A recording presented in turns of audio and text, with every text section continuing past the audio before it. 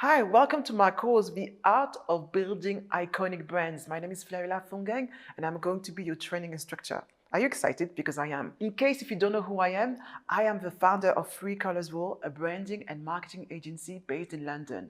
I'm also an international speaker, a mentor, a brand strategist, and I'm excited to do this course for you.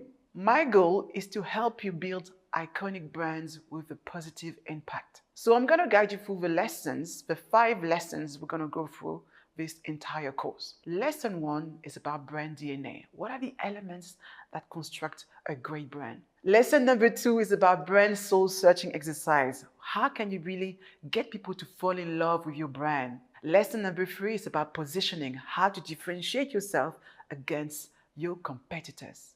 Lesson number 4, brand messaging. How can you articulate effectively why you benefits that you are bringing to the clients? Lesson number 4, brand messaging. How to create a messaging, a communication that appeals to your target audience. Lesson number 5, brand identity. How do you present yourself so you appeal to your target audience? And finally, with lesson number 6, the go beyond approach to transform your clients into brand advocates. Are you excited? Because I am excited.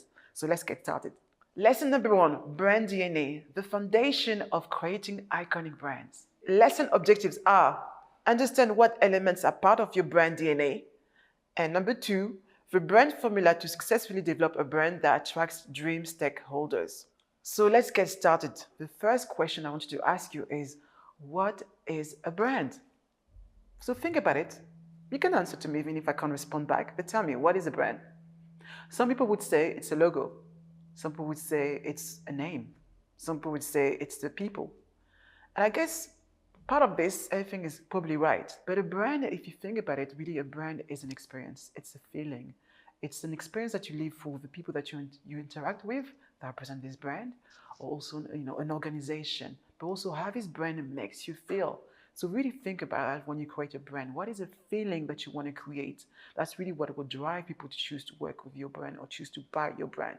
So to summarize, the experience gained from the behavior and relationship an individual has with an organization, product, or service. And this experience is formed through an organization or through people. And that's super important to choose carefully who are the people that are going to represent your brand and how you want to articulate it. So look at this photo, for example. One is a branding product and one is not. The quality of the coffee is the same, but why is one is more expensive than the other? I guess it's the brand. 84% of worldwide consumers trust recommendations from people they know above all other forms of advertising. I'm going to tell you a story. The first time I went to Mexico with my brother, and we arrived in Cancun, and we just passed the passport check, and a lot of people were waiting, and it is a massive queue of people waiting for something. We had no idea what it was for. So we're thinking maybe they're serving free margaritas or something like that. And when we saw what was at the beginning of the queue, it was basically people waiting for a Starbucks coffee. Americans travel all the way to Mexico and get a Starbucks coffee. Having a brand is very powerful because people are very, very reluctant to change. They don't want to change. And when they find themselves in a very unusual place, they choose brands that they know. And that's why branding and having a great brand is so important. You make people feel safe. Let me take you for an example. Let's talk about Nike. And I'm going to show you how a brand has evolved with its customers for the years in terms of communication and in terms of advertising. During the 50s and 70s, it was very much about the how to use the product. You have to think this was the era of a lot of innovation, industrial innovation, bring new products, and people needed to be some help to explain how to use a product. During the 70s and 90s, it was very much more about the what.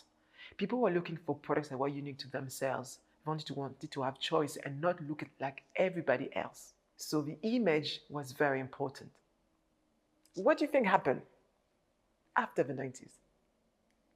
Well, it was the area, the brand model, well, in the case of Nike, brand model kicked in.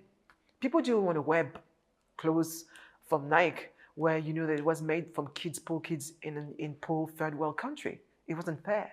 And they had to do something about it. And we move into the area of why. So Nike focused their messaging very much on positioning themselves on why you're doing it and what's the bigger picture behind their products and so forth. So the product was almost irrelevant. They focused more on why you're doing it, why you're pushing yourself. It was not so much about talking about the products anymore. It was very much of finding the reason why you need to choose Nike and how Nike can help you with your bigger goals and choosing a bigger purpose. So where do you think we are right now? This is the last era. With the rise of social media, we are very much in the area of community where your customers actually drive the messaging. And that's why there's so many social influencers, because they understand their power. So it's more about the who. We're in the area of digital growth and communication. So if you look at it, we move from price, choice, simple, and emotion. A brand is no longer what we tell the consumer it is. It is what consumers tell each other it is. I don't know if it makes sense, but read it again. Basically, brands cannot control how people choose to perceive themselves because people talk to one another. And it's also with the rise of social media and the rise of influencers, anybody can be influencers. People choose to listen to people that they can relate to. And we can't change that. So why is branding so important? Because when you have branding, it gives in the mind of a consumer, if they look at a brand again, remember the example I've given you of Mexico, it gives them a safe place. The brand is wired to reject any form of change. We do not like changes. And brand gives us that safetiness, if you can say it. So having branding gives a lot of clarity in the mind of your consumer. So you can use your branding for strong positioning, for clear marketing experience and management. Let's look at the components of your brand DNA. The first part is your vision. Where are you heading? What do you want to achieve? The second part are your values. What do you stand for? Personality is the third one. How do you want to sound? The way Nike sound and the way Adidas sound are completely different.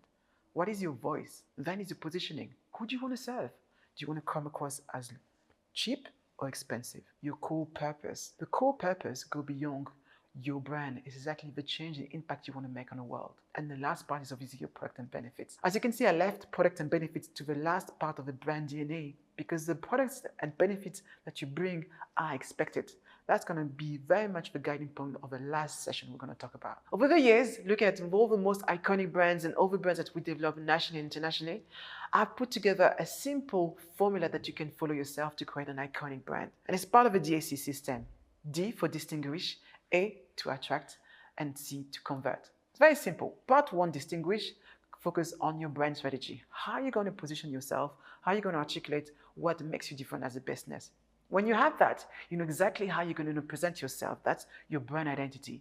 And the last part is your marketing, sales, and digital activities. The reason why I emphasize that is because quite often people do this in the wrong order. They create their identity and they have a clear brand strategy, or they focus a lot of effort on sales and marketing and realize that the cost of acquisition or the cost of retention is still really high. And that's because their strategy of the identity is not clear. So if you present yourself, you want to come across as luxury, but you present yourself as low cost, then it's going to be an issue. It means that your marketing and your sales effort require much more work. Yes? And on top of that, we added a layer of neuromarketing and neuroscience. We're not going to talk about it too much, but it's basically the psychology behind consumer behavior. So if you follow this, start with the strategy first, make sure you have this right, then you have your identity, and lastly, your marketing and sales and activity will be much more effective. Okay, this is part of your first assignment. What part of your brand DNA seems incomplete? What part of the DAC system your company needs to improve? Have a think, write it down, and see what you can do to improve that. Can you now identify what is holding your brand growth? Do you feel that you haven't been following the brand system that I've just shared with you? What can you do now to improve your brand advocacy? Please write it down, have a think, and then come back. Let's do a short lesson recap. Your brand is not your logo, but the experience for your organization or product and service, or an individual experience. Your consumers have a bigger impact on your brand.